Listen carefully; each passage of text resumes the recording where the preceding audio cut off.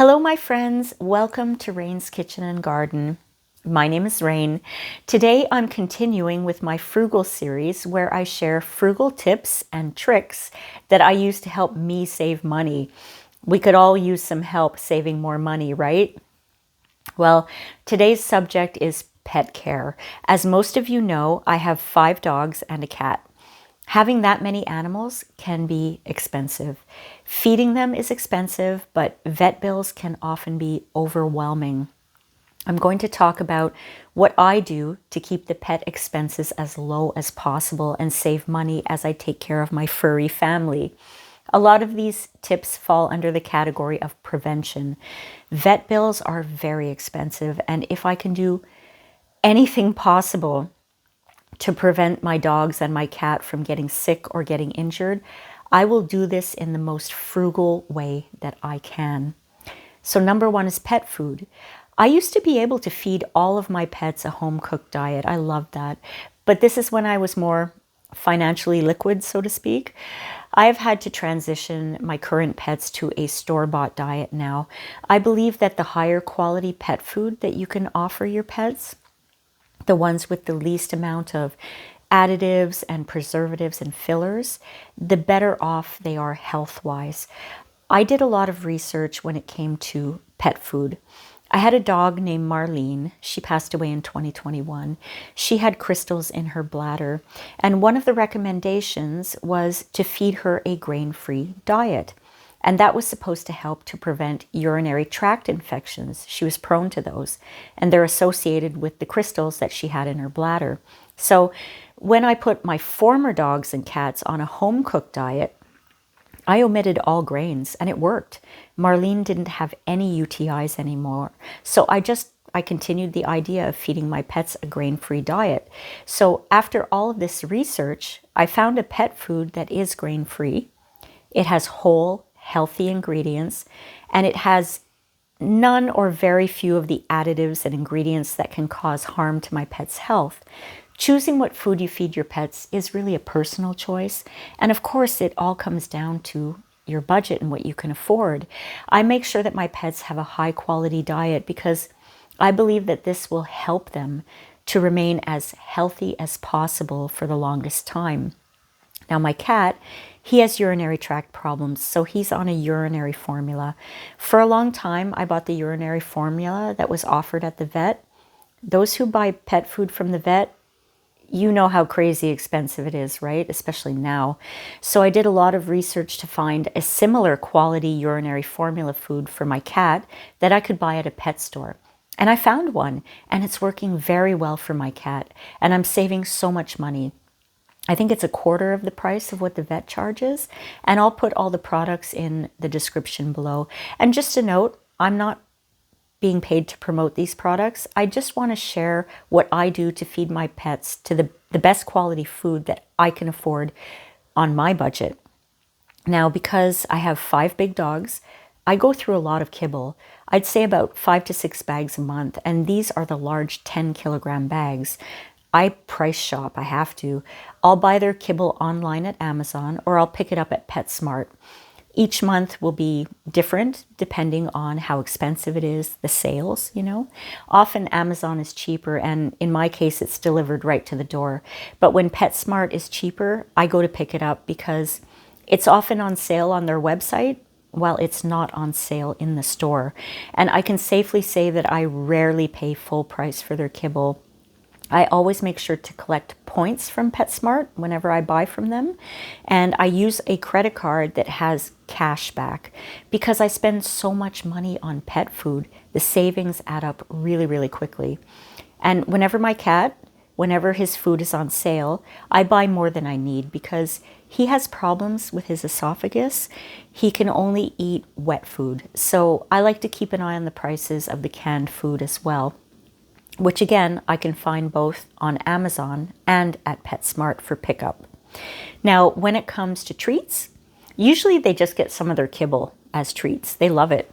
And I give my cat some soft freeze-dried salmon for his treats so he can swallow it. And when I have peanut butter in the house, I make them little peanut butter cookies, and I fill their chew toys, you know, the Kong toys. I fill those with a mix of vegetables and beef.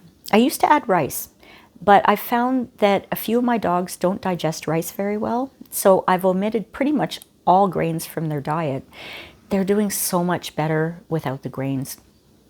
Besides the little cookies I make for them once in a while, and when it's time for their birthdays, I make them little birthday cakes or cupcakes, pupcakes. I don't give them human food. I notice that whenever I give them scraps from the table, 3 of the 5 dogs, they always have soft poops the next day. And they enjoy their kibble so much, and they like those little cookies that I make for them.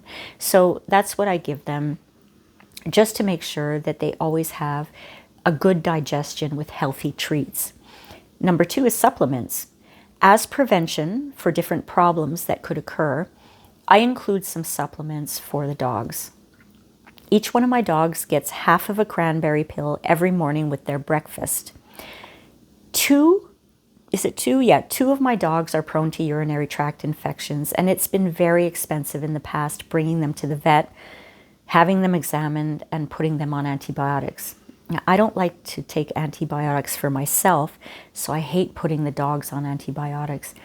I've been giving them these cranberry pills consistently every morning with their breakfast for about the past year and a half, and there have been no further incidences with urinary tract infections.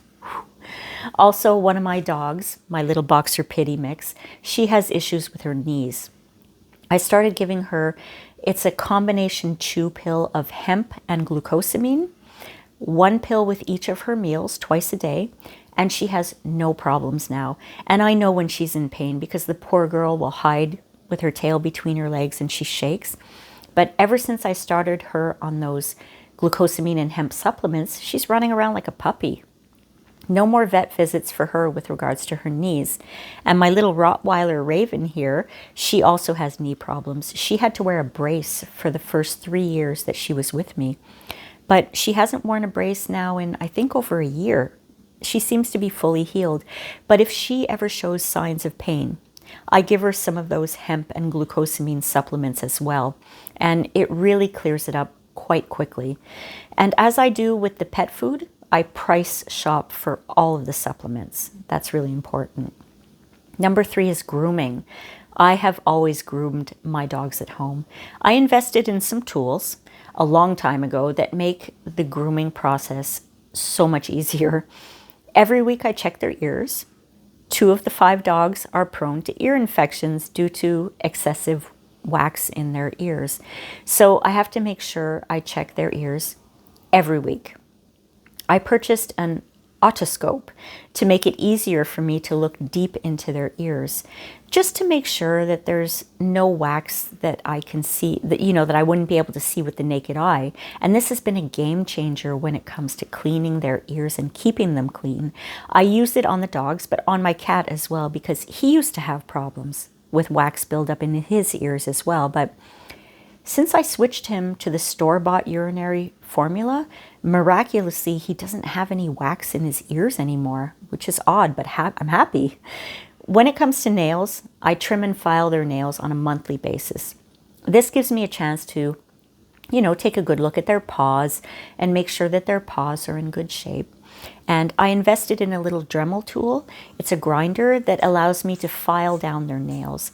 I start by clipping a little bit off the tips, and then I use the Dremel tool to file them down so that they're not sharp. As long as I do this on a monthly basis, and sometimes I'll do it on a bi-monthly basis, it doesn't take very long, maybe a total of half an hour for all 6 pets.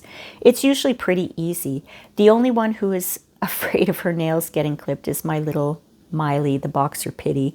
She shakes, and she fights me, but overall she lets me do her nails with a slight amount of resistance. Now for my cat, I do not use the Dremel. I simply clip his nails.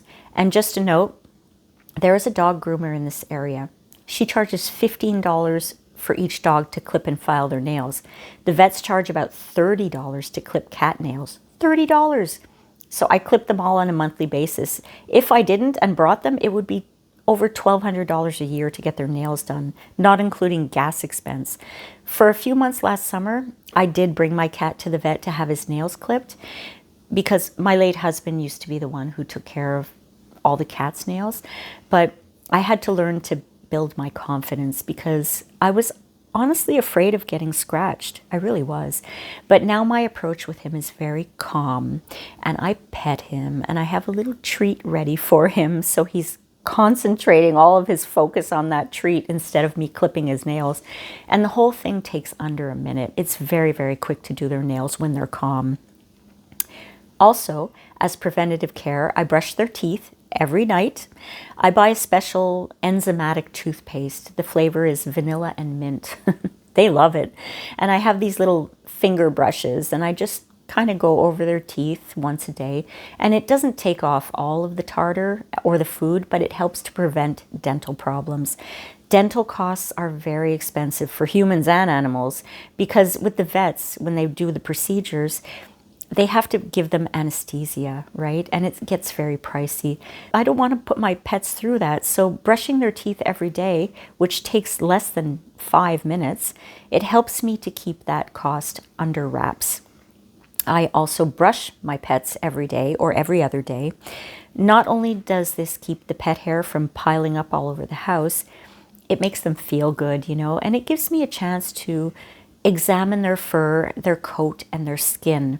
If you don't check your pets on a regular basis, they can develop rashes and bumps. They may have cuts on them that you don't know about. And during flea and tick season, they could pick up a tick outside. I have a tick comb that I use every day on them during tick season. But they do take preventative medicine for fleas and ticks. I think it's mosquitoes and heartworm as well. So number 4 is bedding and toys. About twice a year, I hit the thrift stores to find bedding for my pets. I buy sheets to go over my own bed, and I buy pillowcases for their pillows, and whenever I can find some nice soft polar fleece blankets, I buy them for the pets to put over existing cushions and on the couches and on the carpets. Now, as for their toys, they aren't very picky. I invested in some destruction-free toys. I bought them in 2024. They're not completely destruction-free, but they've lasted. And my dogs love to chew on them. I used to go to the dollar store and buy like little soft plush toys for them, but they destroy them like within minutes. Number 5 is poop bags. Now, this isn't the most pleasant subject, but let's discuss poop bags. I purchased a box of 540 poop bags for, I think, $20 on Amazon. I used to be really frugal with them because you can do the math. 5 dogs pooping 3 times a day, 365 days a year. That creates a big pile of poop. Because I live in a rural area, I actually have a dump site for the poops. Like I said, this isn't the most pleasant subject, but it's always worth talking about. Because they have such good digestion now, their poops are pretty good. So I only usually have to use 1 or 2 poop bags a day. I reuse them to pick up each one of their poops. And like I said, I have a little dump site, and I walk over to my little dump site on my land and I toss the poops into the dump site on an area of my land that's far enough away from my living area that it's not going to create, an unpleasant smell. It usually takes about a year to fully biodegrade, and it's in a spot where it's fenced in so the dogs can't run through it. 1 box of those poop bags lasts me 6 months. It's a good little bit of savings, definitely. Number 6 is cat litter. For the longest time, we used to buy a very expensive brand of litter. It made a claim that there was very little dust and that it wouldn't stick to the cat's feet when they walked. It was very good, but so expensive. One day I came across a blogger who mentioned that she uses wood pellets for her cat litter. So when my husband was alive, we decided to try it, and the cats loved it. A huge 40-pound bag of wood pellets cost $8, and that $8 lasts a good 4 months. You don't have to empty the litter every day. You just empty out the litters where it's obvious where they peed, because the wood pellets will disintegrate, and you pick out the poops. And then you put another scoop of wood pellets in, and it's good to go for another day. This has saved so much money, and like the dog poops, I have an area or two on my property that's far enough away from the house and from the living area where I can dump out the cat litter 2 to 3 times a month. The wood pellets take a couple of years to biodegrade, but they will either compost here on my land or in a garbage bag on a landfill, right? So number 7 is bath time. I live in a very small cottage where I don't have a bathtub. I have a standing shower only, so the dogs don't really get a full bath during the winter time. I do rinse their fur off with a warm face cloth several times a month during the winter months. But when the spring rolls around, all the way until the fall, I set up my hose to the kitchen sink so that I can have warm water coming through, and they get a bath outside on a monthly basis. And I also often fill up a little kiddie pool with cool water, and a couple of them will go into the kiddie pool on those really hot summer days, and that helps to kind of rinse all the dirt off of them. Sometimes I hose off their feet because where I walk them, it's a dirt road, and if there has been a little precipitation, it gets very dusty when it gets dry, and they bring all of that dust into the house. I try to keep them as clean as possible, but I also accept that I do live in a house that is predominantly occupied by dogs. Number 8 is emergency supplies. I have an emergency kit to help my pets in any case of any kind of minor accident or injury. And this includes a non-alcohol based cleaning solution, Polysporin, a zinc oxide ointment, and that's good for cuts and itchies. I always have Benadryl on hand in case of an allergic reaction. It's important to find out from your vet how much Benadryl you can give to your pets. You cannot follow the instructions on the box. It has to be specific to your pets. So please find that information out before you need to find that information out.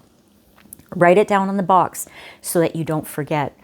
These were the instructions of my late beautiful husky girl, Charlie. She used to get allergic reactions from spider bites, and her face would like really swell up 3 to 4 times its size. So I would have to give her these pills, and it always worked to help her out. I also have a little bottle of this stuff, and I know it probably won't be available everywhere. It's called Canoral. It's a medication that takes care of ear infections and irritations. My cat used to have reoccurring ear infections, so my vet was nice enough to give me a running prescription for this medication, so I always have some on hand, and it's to help either my cat or the dogs too if they seem to have any kind of ear infection or irritation. It costs a lot less to buy 2 or 3 of these bottles every year than it would cost having to rush them, to the vet with an ear infection. I also always have sticky bandages in case I have to cover up any wounds. I have plenty of plastic and soft Elizabethan collars in case I need to put them on the dogs or even on Oscar, my cat, to make sure that they don't lick any of their wounds that need to heal. So my friends, those are the frugal tips that I wanted to share with you with regards to pet care. As I mentioned, most of these are preventative. I know how much it costs to have sick animals, and I also know that using preventative methods can really help you save money in the long run with regards to the care of all of your pets. I hope you enjoyed this video today, my friends. If you did, please like and please subscribe to my channel and hit the notification bell if you don't want to miss out on any future videos. And please leave me a comment. Let me know, do you have any ways that you save money with your pets? I'd love to hear it. I love your comments, and I do reply to all of them. Thank you so much again for watching, my friends, and I'll see you next time on Rain's Kitchen and Garden. Bye.